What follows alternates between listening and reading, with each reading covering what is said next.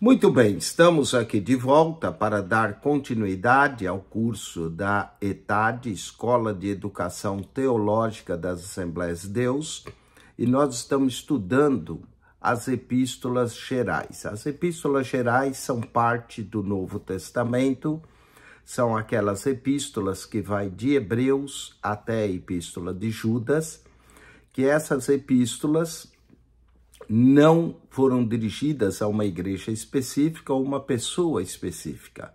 Elas acabam levando o nome de quem escreveu, com exceção, é claro, a Epístola aos Hebreus. Então, as epístolas gerais são Hebreus, mas nós estudamos Hebreus separadamente. Aí temos o nome de quem a escreveu. Tiago, 1ª e 2ª Pedro, 1ª, 2ª e 3ª João e a Epístola de Judas. Essas epístolas foram dirigidas de forma gerais, não foram dirigidas especificamente como as epístolas de Paulo aos Romanos, aos Coríntios, aos Gálatas, aos Efésios. Né? Essas epístolas levam o nome de quem as escreveu. E nós estamos na lição de número 5, que é a metade desse curso, que vamos continuar a epístola de 1 Pedro. Nós introduzimos a epístola de 1 Pedro na lição 4. Agora nós vamos continuar cobrindo o restante da epístola de 1 Pedro, do capítulo 2, verso 13, até o capítulo 5, verso 14, na verdade, verso 14. Na primeira parte de sua epístola, o alvo de Pedro é encorajar a fé dos cristãos sofredores. Ele alcança o seu objetivo, lembrando aos crentes o preço da sua salvação e o privilégio da sua chamada. 1 Pedro, capítulo de número 2, versículo de número 9. Olha o que Pedro declara nesse verso 2:9.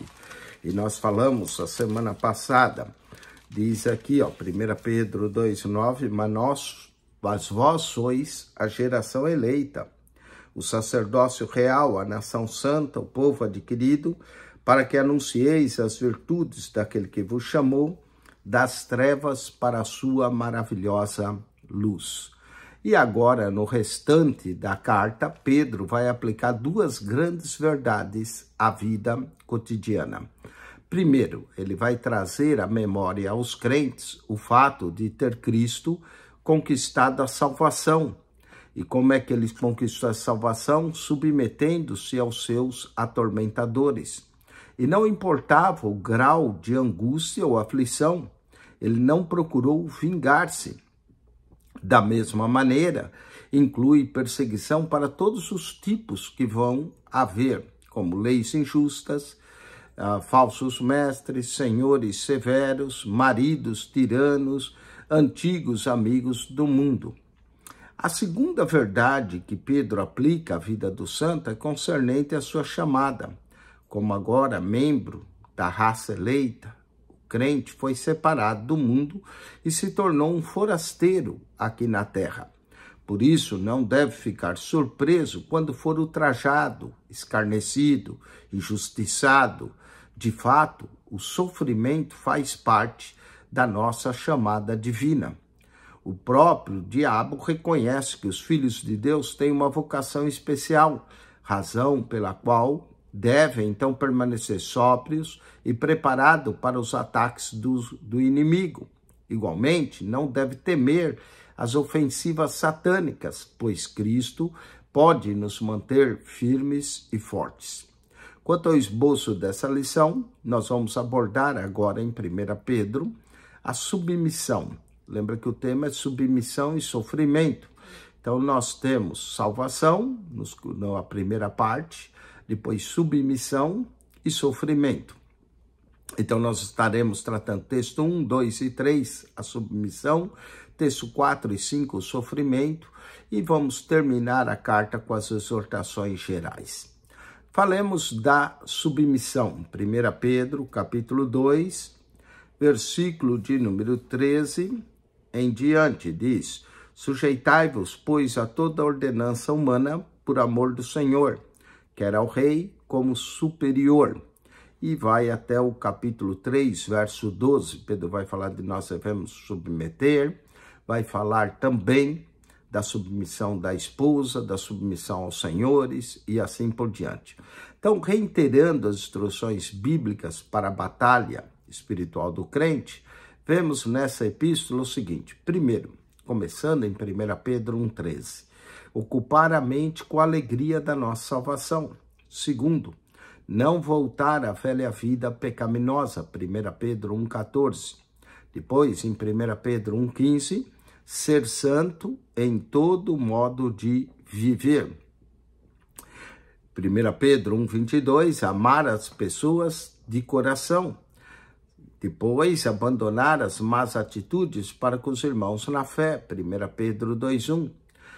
Renunciar aos desejos viciosos, 1 Pedro 2,11. E ser uma boa testemunha de Cristo diante dos gentios, 1 Pedro 2,12. Enquanto não obedecemos plenamente às instruções preliminares, não estaremos em condição de seguir os demais ensinos que Pedro nos dá em sua epístola. O soldado que não terminou o seu adestramento militar não terá condições de ir para a frente da batalha. Agora, nosso capitão dá novas ordens sobre essa batalha espiritual. Sujeitai-vos a toda instituição humana, 1 Pedro 2,13. 1 Pedro 2,18. Sede submisso com temor ao vosso Senhor, que seria o patrão. Depois, 1 Pedro 3,1. Mulheres, sede submissa a vossos maridos. 1 Pedro 3,7, maridos, vós igualmente vivei a vida comum do lar, com discernimento, tendo consideração para com a mulher, como vaso mais fraco, tratando-a com dignidade, para que as orações não sejam impedidas. 1 Pedro 3,8, sede todos de igual ânimo, compadecidos fraternalmente, amigos, misericordiosos, humildes. E 1 Pedro 5,5, igualmente os jovens, sede submisso aos mais velhos. Então, Pedro trata aqui de submissão às autoridades. Por causa do seu orgulho, o ser humano não gosta da palavra submissão. Geralmente, cada um de nós quer ser autoridade e queremos ser obedecido, mas não queremos nos sujeitar à autoridade. Entretanto, somos chamados, por amor a Deus, a submetermos a toda instituição humana.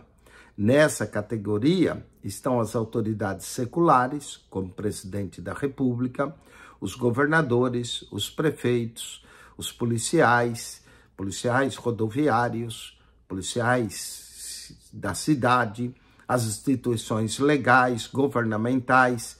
Se violarmos as leis, seremos punidos, mas se agirmos com dignamente, seremos louvados. Pedro lembra que é da vontade de Deus que, pela prática do bem, façamos com que os indultos e descrentes não zombem do Evangelho. Então, devemos tratar com respeito todas as pessoas. Geralmente, o crente que ama Deus com todo respeito e reverência, mas não respeita autoridades humanas, não está dando a entender que se submete completamente à autoridade do próprio Deus. O apóstolo Paulo também chama atenção na sua epístola aos Romanos: todo homem esteja sujeito às autoridades superiores, porque não há autoridade que não proceda de Deus, e as autoridades que existem foram por ele instituídos. Pedro também encerra seus comentários sobre submissão, dizendo em 1 Pedro 2,17, honrai a todos, amai a fraternidade, temei a Deus, honrai o rei. Para nos sujeitarmos às autoridades, precisamos despojar-nos do nosso orgulho e, às vezes, tirar nossa própria razão e considerar os outros superiores. E isso implica na submissão, implica em humildade, em sepultamento da vontade própria. É preciso aniquilarmos a vaidade e permitir, através da ação do Espírito Santo, que toda vaidade, toda soberba, todo orgulho possa sair de nós, pois foi a vaidade, o orgulho e a soberba responsáveis pela queda de Satanás. Vamos ao marque-se para certo e para errado. Os ensinamentos que temos de Pedro no capítulo 1, verso 13, 14, 15 e 22, o capítulo 2, e versos 11 e 12, deve ser considerado quanto à nossa maneira de viver, certo? É de grande importância o nosso testemunho de vida em Cristo perante os não salvos, conforme ressalta Pedro no capítulo 2, verso 12. Está certo, devemos viver honestamente. 5.3, é de fundamental importância ao crente submeter as autoridades governamentais constituídas, conforme aprendemos com o apóstolo Pedro. Certo, novamente. O fato de nos sujeitarmos às autoridades dá-nos o direito de nos sentirmos superiores às demais pessoas, pois alcançamos posição de destaque. Errado. 5.4, errado. Então, a 5.1 certo, 2 certo, 3 certo e a 4 está errado. Vamos então ao texto, a submissão. 1 Pedro 2,13 ao 13,2. Pedro fala de submissão aos senhores, no 2,18. Vós, servos, sujeitai-vos com todo temor ao Senhor, não somente ao bom e humano, mas também ao mal. O Senhor aqui são os senhores que são nossos patrões, devemos submeter a eles, devemos obedecê-los. E Pedro diz não só aos bons, como aos maus. Então o Senhor aqui não é o Senhor Jesus, mas é o Senhor como patrão, principalmente alguns que eram escravos. Pedro chega mesmo a dizer que somos chamados até a sofrer por praticarmos o bem. Olha o verso 19, porque é coisa agradável que alguém, por causa da consciência para com Deus, sofra agravos, padecendo injustamente, porque assim nos identificamos com Cristo Jesus. E o nosso modelo para padecer injustamente é o próprio Senhor Jesus Cristo, porque ele não pecou, mas ele foi ultrajado, ele foi maltratado, mesmo sem merecer. Ele entregou-se ao justo juiz, que é Deus. Ele não ameaçou, ele não revidou, ele aceitou.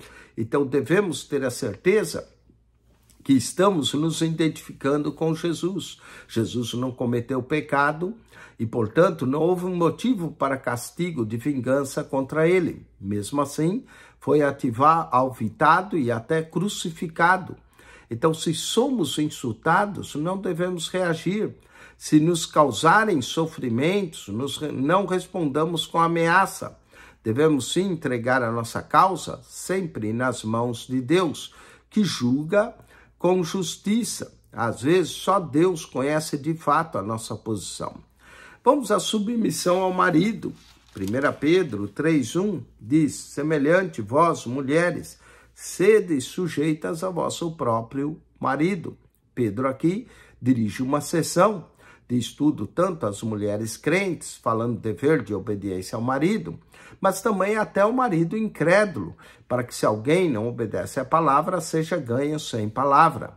Algumas mulheres, ao se converterem a Jesus, pensam que deve tratar com indiferença seu marido incrédulo e que agora deve ficar em todo tempo condenando-os ao inferno. Até se retraem quanto ao amor e carinho para com o esposo, achando que agora são mais santas. Esposas com esse tipo de procedimento estão desobedecendo aos princípios bíblicos. O marido incrédulo, tratado dessa forma pela mulher que se diz crente, endurecerá cada vez mais seu coração contra ela, e mais grave ainda, contra o evangelho de Cristo.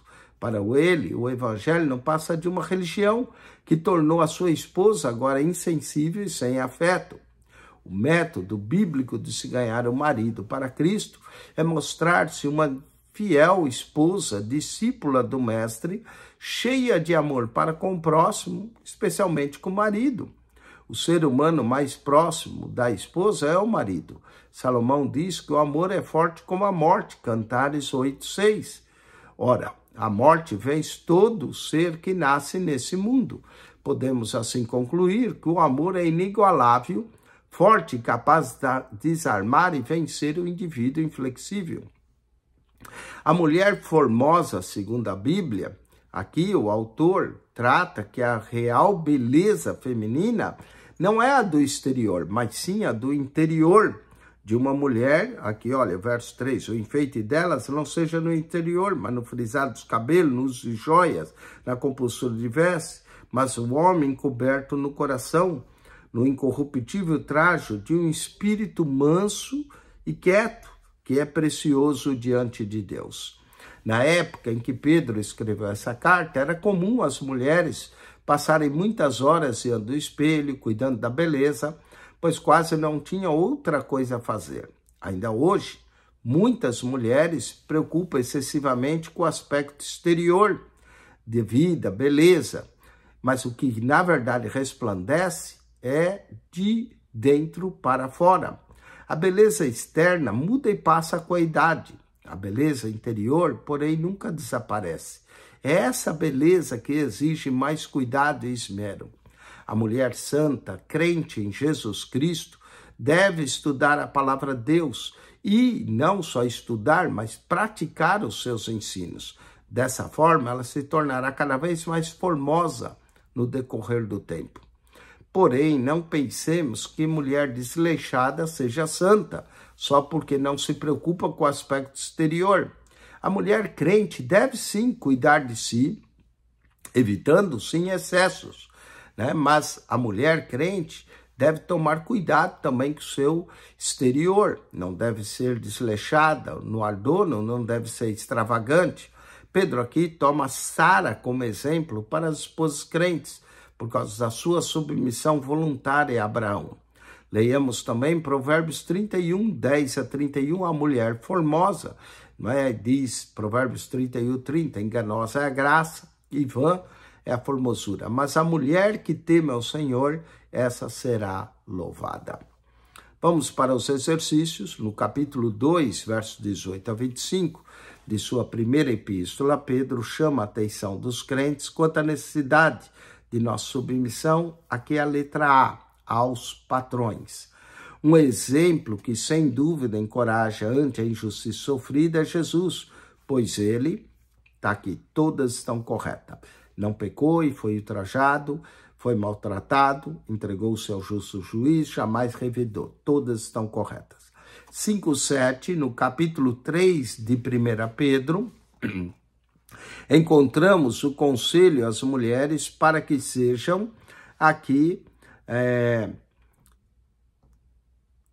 submissas aos maridos, mesmo aos não crentes. Letra A é a correta. 5:8, quanto aos cuidados à beleza da mulher, aprendemos com o apóstolo Pedro que importa mais zelar pela beleza interior, que permanece com o passar dos anos. Letra C. Letra C. Vamos ao texto 3, continuando submissão. Em 1 Pedro 3:7, Pedro agora trata com os maridos. Pedro demonstra sua carta que o marido também tem uma grande responsabilidade conjugal. As frases coabitar com ela com discernimento e tendo em consideração a mulher como um vaso mais frágil, sugere muito cuidado da parte do marido, como viver com a esposa, tendo consideração para com ela, como um vaso mais frágil, ou seja, fisicamente, mas a mulher é forte em outros aspectos. O marido sempre deve tratar a esposa com a devida dignidade, seja na igreja, seja em lugares públicos, seja na casa dos outros e até na sua própria casa. O marido que assim procede reconhece a esposa como coerdeira com ele dessa graça ou dessa salvação eterna. Deve também haver no lar uma vida harmoniosa. 1 Pedro 3, 8 a 12, Pedro trata disso, que nós devemos ter, ele diz aqui, finalmente, ser todos de um mesmo sentido, compassivos, amandos, entranhavelmente, misericordiosos e afáveis, sede todos de um igual ânimo. Poderíamos perguntar, como podemos viver uma vida tão harmoniosa? Será isso possível? E aí vejamos dos versos 8, 9 e do capítulo 3, devemos ser compassivos, devemos amar fraternalmente uns aos outros, devemos ser misericordiosos, humildes, não pagar mal por mal ou injúria por injúria, mas sermos bendizentes, por isso é que fomos chamados. Então aqui, o que Pedro está ensinando é até a refrear a língua do mal. Verso 10, ele refreia a língua do mal, aparte-se do mal e pratique o que é bom. Busque a paz e empenhe em segui-la. São essas recomendações ou advertências ou exortações de Pedro que vai nos levar a ter uma vida harmoniosa. E Pedro explica o porquê. Verso 12, porque os olhos do Senhor estão sobre os justos e os seus ouvidos atentos às suas orações. O rosto do Senhor está contra aqueles que praticam o mal. Portanto, verso 12 diz porque nós devemos viver assim. Vamos aos exercícios. Associe a coluna A de acordo com a B. Conforme 1 Pedro 3, o marido deve à esposa respeito e cuidado, pois ela é coerdeira com ele desse aspecto da vida cristã. Aqui, letra D, da salvação eterna. Para mantermos a vida harmoniosa com nossos irmãos, importa, entre outras coisas, assim sermos e agirmos. De que forma? Letra A, misericordiosos e humildes. Essa é a condição para nós vivermos bem com os outros. 5:11. Se realmente queremos ver dias felizes, importa refrearmos do mal a nossa língua, praticarmos o que é bom e buscando a paz. Aqui é a letra C, a língua.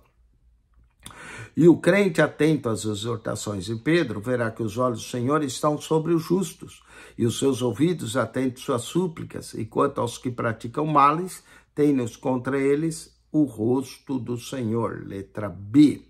Então fica a letra 5:9, letra D, 5:10, letra A, 5:11, letra C e 5:12, letra B. Vamos agora ao texto de número 4, sofrimento.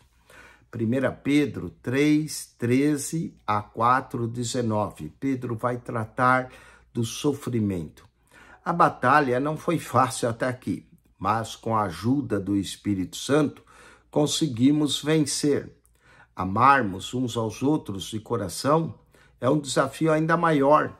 Temos muitas coisas a aprender nessa área. O capitão que nos conduz à batalha da submissão indica-nos agora outro campo de batalha, de todos o mais árduo. Será que estamos prontos, vigilantes e dispostos para essa luta? 1 Pedro 3, verso 13 a 16, Pedro não está falando de uma batalha física, mas de acontecimentos mínimos de nossa vida cotidiana no lar, no trabalho, na escola. É o sofrimento que padecemos injustamente por praticar o bem. Sofrimento é uma palavra triste, porque ela indica dor, angústia física, mental ou ambas. Ninguém, ao acordar pela manhã, pensa alegremente, bem, espero hoje sofrer bastante. Em geral, tentamos, a todo custo, evitar o sofrimento. Desde Adão até o momento presente, ninguém escapou totalmente de padecer algum tipo de dor. O apóstolo pergunta, quem é que dentre vós há de maltratar se for zeloso do que é bom? Olha só, 1 Pedro 3,13. Qual é aquele que vos fará mal se for zeloso do bem? Mas Pedro ainda continua, em termos gerais, todo mundo admira o indivíduo bondoso, compassivo, mas de vez em quando ele sofre por causa da justiça. Não é? Diz Pedro aqui em 3,15, antes santificai a Cristo como Senhor em vosso coração. E no verso 14, se padeceres por amor da justiça, sois bem-aventurados. E o segredo para ser bem-aventurado é, verso 15, santificai a Cristo como Senhor em vosso coração. E continua, e estáis sempre preparados para responder com mansidão e temor a qualquer que vos pedir a razão da esperança que há em vós. Haverá, inevitavelmente, parte de muitos, certa curiosidade com relação ao indivíduo cuja vida segue o padrão bíblico de submissão a Deus, às autoridades, aos superiores, aos irmãos na fé, que sofre sem se vingar, e ainda há uma excelente oportunidade para responder com mansidão o porquê da sua fé. Para tudo isso, Cristo é sempre nosso exemplo, não é? E Pedro diz, porque é melhor que padeçais fazendo bem, se a vontade de Deus assim o quiser, do que fazendo mal. Não é fácil sofrer praticando bem. Não é fácil manter silêncio sem revidar ou sem querer se vingar no sofrimento. Mas quem é que exige de nós tão comportamento rigoroso? O próprio Jesus, que sofreu e foi como ovelha muda para o matadouro. Cristo morreu uma única vez pelos pecados, o justo pelo injusto, morto sim na carne, mas vivificado no espírito, e foi e pregou aos espíritos em prisão, não é? O que Pedro diz, 3,18, porque também Cristo padeceu uma vez pelos pecados, justo pelos injustos, para nos levar a Deus, mortificado na verdade na carne, mas vivificado pelo Espírito. E depois diz, os quais também foi e pregou aos espíritos em prisão. A palavra aqui pregar não significa necessariamente evangelizar, mas proclamar, informar, anunciar. Diz que Jesus desceu à região dos mortos, não para evangelizar, mas para anunciar a obra que ele fizera, sua perfeita vitória, inclusive sobre a morte. 3,21 trata do batismo. Ensina-nos que o batismo em águas não remove a imundície da carne ou o pecado. Pedro explica que o batismo é uma demonstração apelando a uma boa consciência para com Deus pelo nosso passado pecaminoso. Como também verdadeira figura agora vos salva, batismo não no despojamento da imundície da carne, mas na indicação de uma boa consciência para com Deus pela ressurreição de Jesus Cristo. Vamos aos exercícios, marque-se para certo e para errado. No capítulo 3, sua epístola, Pedro fala do sofrimento de se padecer injustamente pela prática do bem, certo? É o apóstolo Pedro quem pergunta, quem é que vos há de maltratar se vos mostrardes a vossa força? Errado, não é? Se mostrar o bem, é isso que Pedro trata. Então, 5,14 errado. 5,15. Se o indivíduo bondoso, compassivo, sofre por causa de sua justiça, ele encontrará alento nas palavras de Pedro. 1 Pedro 3,15. Santificai a Cristo como Senhor em vosso coração. Certo? Conforme 1 Pedro 3,21, o batismo não garante ao cristão a sua purificação. Certo, o batismo não garante. É nós, na consciência, que nos despojamos de toda a imundície. Vamos ao texto de número 5. Lembramos, e Pedro nos lembra, no sofrimento, que nós havemos dar conta a Deus. Olha só, 1 Pedro 4, 1 a 6. Esse texto nos fala do sofrimento que está reservado a todos os crentes.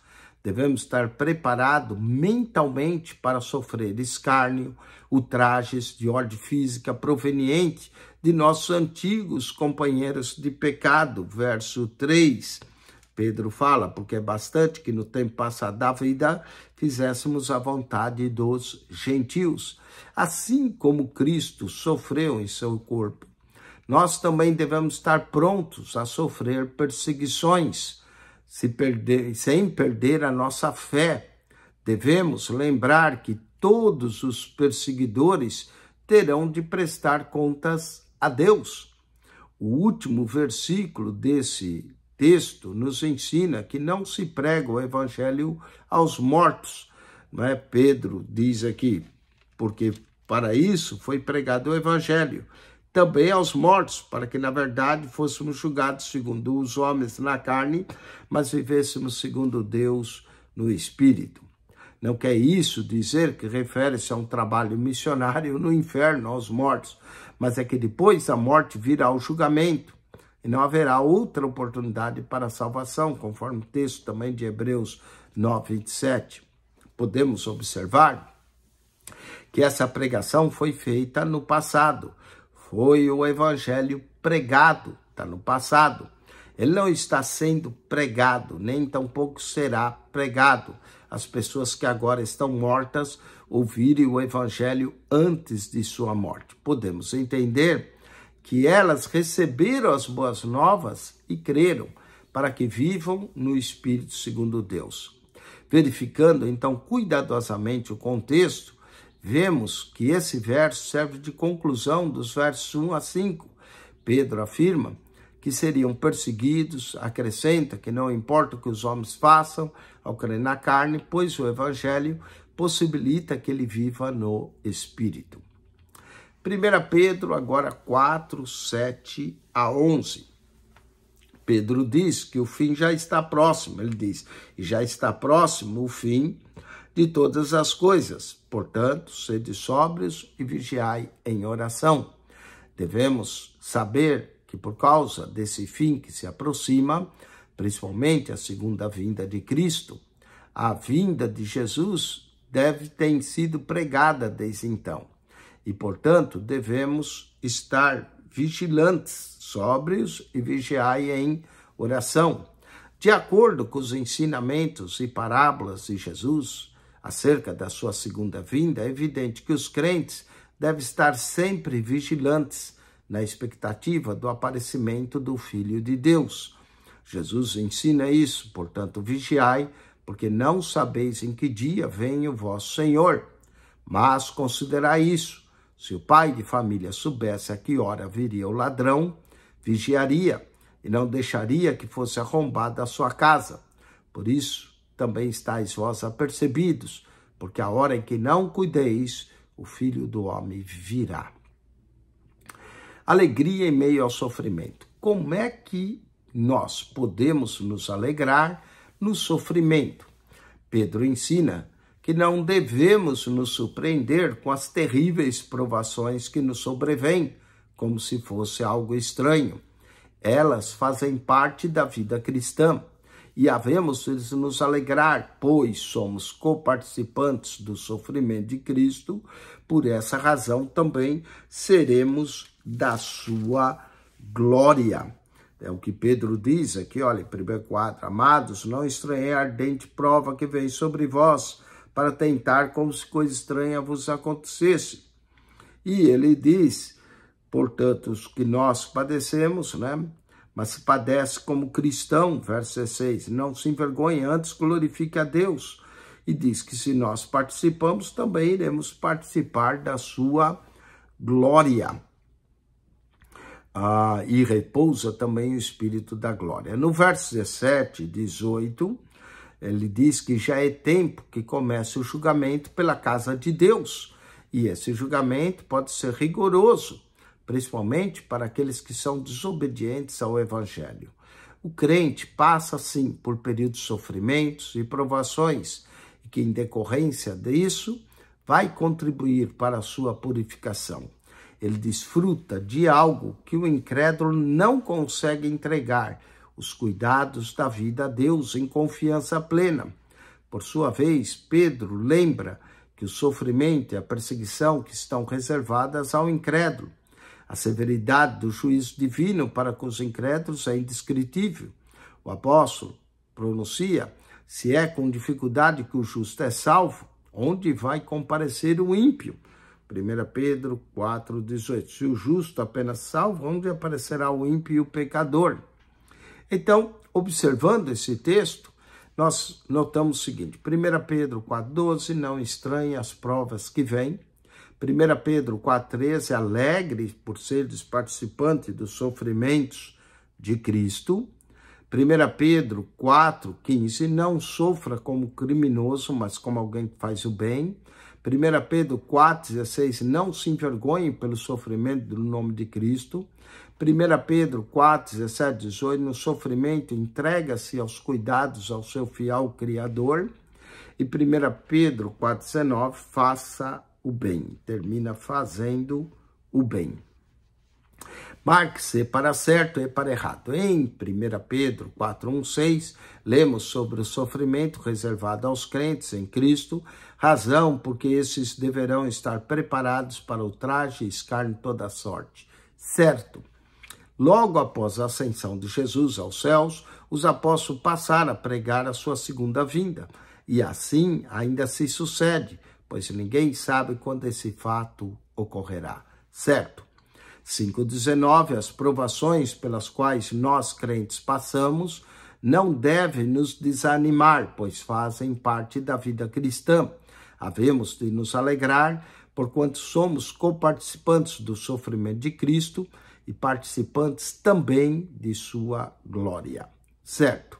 O sofrimento e a perseguição pela quais os incrédulos passarão serão muito mais dolorosos do que aquele pelo qual o crente passa, pois onde vai comparecer o ímpio? Sim, o pecador. Certo? Vamos ao texto final de 1 Pedro 5, do verso 1 ao 14, as exortações gerais nesse último capítulo. Nas palavras finais de sua primeira epístola, Pedro agora fala sobre os presbíteros, os pastores e suas atitudes de cuidarem do rebanho de Deus. Muitos abusam da autoridade, mesmo quando ela é dada por Deus.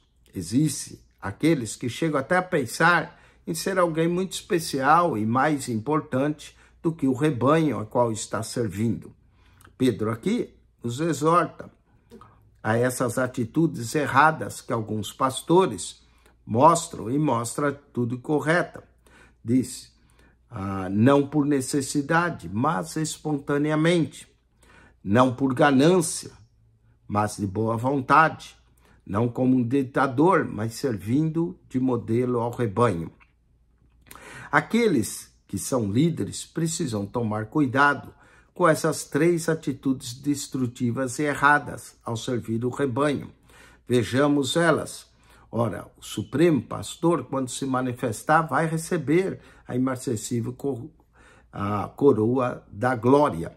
Então, o pastor não é um ditador, mas ele deve ser o exemplo do rebanho. Também Pedro chama a atenção dos jovens, que sejam submissos aos mais velhos, cingindo-se de humildade uns para com os outros, porque Deus resiste aos soberbos, mas dá graça aos humildes. E vamos aos conselhos final. Ao estudar 1 Pedro, verificamos que, de fato, estamos numa batalha espiritual desde o momento que passamos a seguir a Cristo. O campo de batalha é o nosso próprio coração. Precisamos aprender a submeter a Deus e aos outros e nos alegrar no sofrimento por causa de Cristo. Temos, finalmente, as instruções do apóstolo mostrando como vencer a batalha. Humilhai-vos sobre a potente mão de Deus, lançando sobre ele toda a vossa ansiedade, porque ele tem cuidado de vós. Sede sóbrios e vigilantes, e o diabo, vosso adversário, anda em derredor como leão rugindo, vendo a quem possa devorar. E resistir firme na fé, certos que o sofrimento iguais se cumpre também nos nossos irmãos espalhados pelo mundo. Observemos o valor de cada uma das instruções. Primeiro, precisamos reconhecer a fonte da nossa força, que é Deus. Segundo, devemos nos humilhar diante de Deus. E quando nos humilhamos diante dele, precisamos nos livrar de toda preocupação e ansiedade. Então podemos cumprir o terceiro item, ser sóbrios e vigilantes. Se nossas mentes nos preocupam, porque não estamos alerta. Por isso, podemos até perder o controle. E em quarto lugar, devemos resistir ao diabo, permanecendo firmes, e nisso temos a promessa de que ele fugirá de nós, se assim o fizermos. Vamos aos exercícios desse último texto. Feliz o pastor que, servindo ao rebanho, faz aqui espontaneamente, de boa vontade e servindo de modelo de humildade. Todas estão corretas. 5:22, ao pastor zeloso seus deveres, frente ao rebanho que lhe foi confiado, o Supremo Pastor promete a incorruptível, letra B, coroa da glória. 5:23, estamos em batalha espiritual desde o momento que passamos a seguir a Cristo, e o campo de batalha é, letra A, o nosso próprio coração. Vamos ao 5:24, ao cristão autêntico compete humilhar sob a poderosa mão de Deus, então no devido tempo será exaltado. Ele ainda deve, aqui todas, lançar sobre Deus toda ansiedade, manter-se sóbrio e vigilante contra o diabo, resistir ao diabo e permanecer firme na fé. Todas estão corretas. E para terminar essa lição de número 5, vamos à revisão. Associe a coluna A de acordo com a coluna B. Todo homem deve a ela sujeitar, pois procede de Deus. Aqui é a letra D, na 5:25, as autoridades. 5:26, no nosso mais perfeito exemplo de submissão, letra F, Jesus Cristo. 5:27, refrear a língua, apartar-se do mal, fazer o que é bom, buscar a paz, segui-lo, são recomendações que encontramos em seu capítulo 3, letra A, da primeira epístola de Pedro. 5:28, a pessoa bondosa e compassiva, que certas vezes sofre por causa de sua justiça, conforme Pedro, por assim se considerar. Aqui, letra C, os ensinamentos de Jesus.